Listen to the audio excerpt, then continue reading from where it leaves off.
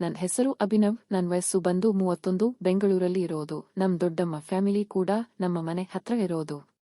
ನಮ್ ದೊಡ್ಡಮ್ಮನ ಹೆಸರು ಬಂದು ಸುನೀತಾ, ಅವಳ ವಯಸ್ಸು ಬಂದು 65, ನೋಡೋಕೆ ತುಂಬಾ ದಪ್ಪಗೆ ಇದ್ದಾಳೆ. ಅವರ ಮನೇಲಿ ಅವಳು, ದೊಡ್ಡಪ್ಪ ಮತ್ತೆ ಅವರ ಮಗ ಅಷ್ಟೇ ಇರೋದು. ಮನೆಯಲ್ಲಿ ಇದ್ದಾಗ ಸೀರೆ ಉಟ್ಟುಕೊಂಡು ಇರ್ತಾಳೆ. ಕೆಲವೊಮ್ಮೆ ನೈಟಿ ಹಾಕ್ತಾಳೆ, ಆಗ ಇನ್ನೂ ಚೆನ್ನಾಗಿ ಕಾಣಿಸ್ತಾಳೆ. ನನ್ ತಮ್ಮನ ಅಂದ್ರೆ ದೊಡ್ಡಮ್ಮನ ಮಗ ಫ್ರೆಂಡ್ಸ್ ಆಗಾಗ ಮನೆಗ್ ಬರ್ತಾ ಇರ್ತಾರೆ. ನಮ್ ದೊಡ್ಡಮ್ಮ ಯೌವನದಲ್ಲಿ ಇದ್ದಾಗ ಯಾವ ಹೆರಾಯಿನ್ಗೂ ಕಮ್ಮಿ ಇರಲಿಲ್ಲ. ನಮ್ಮ ದೊಡ್ಡಪ್ಪ ಮಾತ್ರ ಅವರ ಜೊತೆ ಸರಿಯಾಗಿಯೇ ಕಬಡ್ಡಿ ಆಡಿದ್ದ. ಆದರೆ ಈಗ ವಯಸ್ಸಾಗಿದೆ, ಪಾಪ ಅವರ ಕಬಡ್ಡಿ ಆಟ ಅಷ್ಟಕ್ಕಷ್ಟೇ. ದೊಡ್ಡಮ್ಮ ಬಗ್ಗೆ ಇಷ್ಟು ಸಾಕು, ಜಾಸ್ತಿ ಬೋರ್ ಮಾಡಲ್ಲ ನಿಮ್ಗೆ. ಇದು ನಡೆದದ್ದು 3 ವರ್ಷಗಳ ಹಿಂದೆ, ದೊಡ್ಡಮ್ಮ ಮತ್ತೆ ನಮ್ ತಮ್ಮನ್ ಫ್ರೆಂಡ್ ಜೊತೆ. ತಮ್ಮನ್ ಫ್ರೆಂಡ್ ಅಂದ ಮೇಲೆ ನಂಗೂ ಪರಿಚಯ, ಸೊ ಇದು ಅವನಿಂದಲೇ ಗೊತ್ತಾಗಿದ್ದು ನನ್ ದೊಡ್ಡಮ್ಮ ಎಷ್ಟು ದೊಡ್ಡ ಆಟಗಾರ್ತಿ ಅಂತ. ನನ್ ತಮ್ಮನ್ ಫ್ರೆಂಡ್ ಹೆಸರು ವಿಜಯ್, ವಯಸ್ಸು 22, ನೋಡೋಕೆ ಸುಮಾರಾಗಿ ಗಟ್ಟಿಮುಟ್ಟಾಗಿ ಇದಾನೆ. ವಿಜಯ್ ಆಗಾಗ ದೊಡ್ಡಮ್ಮ ಮನೆಗ್ ಬರೋದು ಕಾಮನ್ ಆಗಿತ್ತು. ದೊಡ್ಡಮ್ಮ ಕೂಡ ಅವನ ಜೊತೆ ಎಲ್ಲರಂತೆ ಸಲುಗೆಯಿಂದ ನಗುತ್ತಾ ಮಾತಾಡ್ತಿದ್ಲು. ಹೀಗೆ ದಿನಗಳು ಕಳೀತಾ ಹೋಯಿತು. 3 ವರ್ಷದ ಹಿಂದೆ ಒಂದು ದಿನ ದೊಡ್ಡಮ್ಮ ಮನೇಲಿ ಫಂಕ್ಷನ್ ಇತ್ತು. ನಾನು, ನನ್ ತಮ್ಮ ಮತ್ತೆ ವಿಜಯ್ 3 ಜನ ಫಂಕ್ಷನ್ನಲ್ಲಿ ಎಲ್ಲಾ ರೀತಿ ಕೆಲಸ ಕಾರ್ಯಗಳನ್ನು ನೋಡಿಕೊಂಡೆವು. ಫಂಕ್ಷನ್ ಮುಗಿದು ರಾತ್ರಿ 8 ಗಂಟೆ ಆಗುವಾಗ ವಿಜಯ್ ಮನೆಗೆ ಹೋಗಲು ತಯಾರಾದ. ಆದರೆ ಅದು ಮಳೆಗಾಲ, ಸಿಕ್ಕಾಪಟ್ಟೆ ಮಳೆ, ಬಿಡೋ ಯಾವ ಲಕ್ಷಣನೂ ಕಾಣಿಸ್ತಾ ಇರಲಿಲ್ಲ. ವಿಜಯ್, ಲೋ ನಾನ್ ಮನೆಗ್ ಹೋಗ್ತೀನಿ ಕಣೋ. ತಮ್ಮ, ಓ ಲೋ, ಈ ಮಳೇಲಿ ಏನಕ್ ಹೋಗ್ತೀಯಾ, ಇವತ್ ಇಲ್ಲೇ ಮಲ್ಕೋ. ಅಷ್ಟರಲ್ಲಿ ದೊಡ್ಡಮ್ಮ ಕೂಡ ಬಂದು ವಿಜಯ್ಗೆ ಇಲ್ಲೇ ಮಲಗು ಅಂತ ಹೇಳಿದರು. ಫಂಕ್ಷನ್ ಮುಗಿದ ನಂತರ ಮನೇಲಿ ನೆಂಟರು ಯಾರ್ ಇರಲಿಲ್ಲ. ನಾನು, ದೊಡ್ಡಮ್ಮ, ದೊಡ್ಡಪ್ಪ, ತಮ್ಮ ಹಾಗೂ ವಿಜಯ್ ಅಷ್ಟೇ. ವಿಜಯ್ ಕೂಡ ಒಪ್ಪಿದ. ಎಲ್ಲರೂ ಒಟ್ಟಿಗೆ ಊಟ ಮಾಡಿದೆವು. ದೊಡ್ಡಮ್ಮ ನೈಟಿ ಹಾಕಿದ್ದಳು. ಎಲ್ಲರೂ ಊಟಕ್ಕೆ ಕುಳಿತೆವು. ದೊಡ್ಡಮ್ಮ ಬಂದು ಬಗ್ಗಿ ಊಟ ಬಡಿಸಿದಳು. ಹೀಗೆ ಎಲ್ಲರೂ ಊಟ ಮುಗಿಸಿ ಹಾಲ್ನಲ್ಲಿ ಮಾತಾಡ್ತಾ ಕುಳಿತೆವು. ದೊಡ್ಡಪ್ಪ ನಿದ್ದೆ ಬರ್ತಿದೆ ಅಂತ ಹೇಳಿ ರೂಮಲ್ಲಿ ಮಲಗಲು ಹೋದರು. ದೊಡ್ಡಮ್ಮ ಕಿಚನ್ ಕೆಲಸದಲ್ಲಿ ಬ್ಯುಸಿ ಇದ್ದಳು. ಸುಮಾರು 10 ಗಂಟೆ ನಂತರ ಹಾಲ್ನಲ್ಲಿ ಹಾಸಿಗೆ ಹಾಕಿದೆವು. ಒಂದು ಮೂಲೆಯಲ್ಲಿ ನಾನು, ನನ್ ಪಕ್ಕ ತಮ್ಮ ಹಾಗೂ ತಮ್ಮನ್ ಪಕ್ಕ ವಿಜಯ್ ಮಲಗಿದ್ದ. ದೊಡ್ಡಮ್ಮ ಮನೆ ಕೆಲಸ ಎಲ್ಲ ಮುಗಿಸಿ ಬಂದಳು. ರೂಮಲ್ಲಿ ಜಾಗ ಇರಲಿಲ್ಲ, ಸಾಮಾನು ಫುಲ್ ಇತ್ತು, ಅದಕ್ಕೆ ದೊಡ್ಡಪ್ಪ ಮಾತ್ರ ಮಲಗಿದ್ದರು.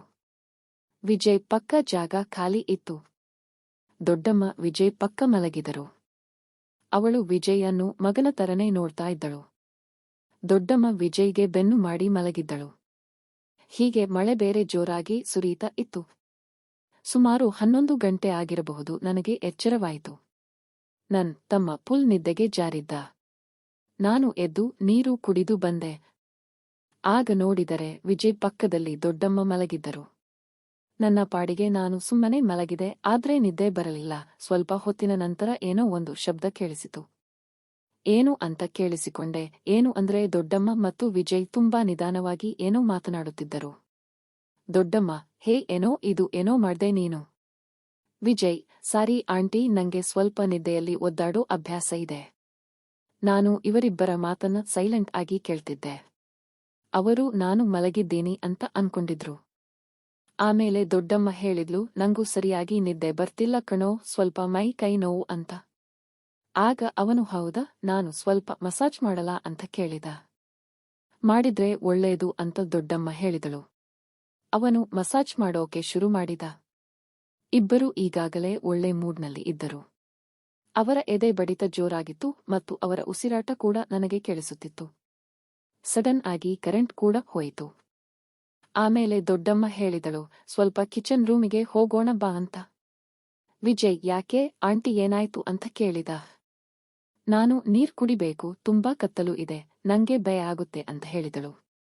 ಅವನು, ಸರಿ ಆಯಿತು ಬನ್ನಿ ಅಂತ ಇಬ್ಬರೂ ಕಿಚನ್ ರೂಮಿಗೆ ಹೋದರು. ಏನು ಅಂತ ಎದ್ದು ನೋಡಿದಾಗ ಪಕ್ಕದಲ್ಲಿ ವಿಜಯ್ ಮತ್ತು ದೊಡ್ಡಮ್ಮ ಇರಲಿಲ್ಲ. ಅರೆ, ಇಷ್ಟು ಹೊತ್ತಲ್ಲಿ ಇವರು ಏನು ಮಾಡ್ತಾ ಇರಬಹುದು ಅಂತ ಶಬ್ದ ಮಾಡದೆ ಮೆಲ್ಲನೆ ನೋಡಲು ಹೋದೆ.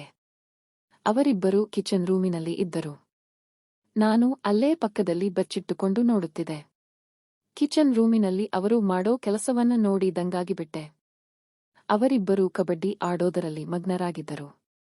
ನಂಗೆ ಏನು ಮಾಡಬೇಕು ಎಂದು ಗೊತ್ತಾಗಲಿಲ್ಲ, ಸುಮ್ನೆ ನೋಡಿ ಎಂಜಾಯ್ ಮಾಡುತ್ತಿದ್ದೆ.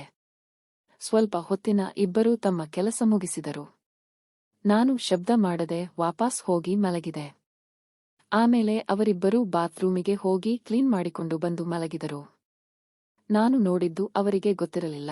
ವಿಜಯ್ ಹಾಗೂ ದೊಡ್ಡಮ್ಮನ ಮೇಲೆ ನಂಗೆ ತುಂಬಾ ಕೋಪ ಇತ್ತು.